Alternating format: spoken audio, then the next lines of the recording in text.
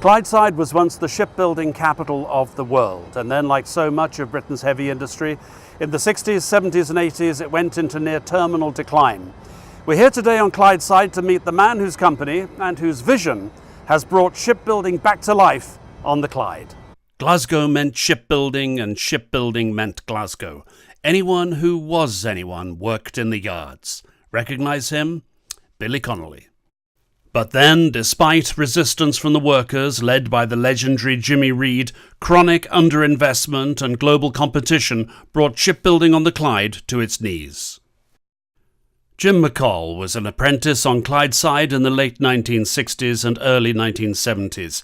He went on to become a highly successful entrepreneur and bought Ferguson Marine in 2014. He found shipbuilding on the Clyde very different from what it was when he left it.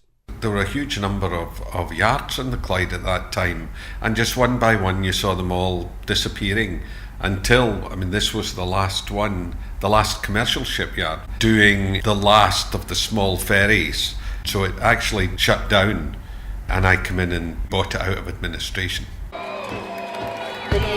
I ask you all, please? This belief in the future of shipbuilding on the Clyde was rewarded with an order for 2 dual-fuel ferries for the Scottish Islands, with plans for a new generation of hydrogen-cell zero-emissions vessels in the future. It's not all been plain sailing, and McColl believes there can't be a real future for heavy industry in the UK unless government plays its proper part, as governments elsewhere in Europe do. It's a fascinating story. You can read all about it in the latest edition of The Manufacturer. Get in touch now for your copy. And Jim McColl will be my guest on the next in the series of The Manufacturer podcasts. Subscribe via your preferred podcast platform now. Search for The Manufacturer. For The Manufacturer, I'm Nick Peters.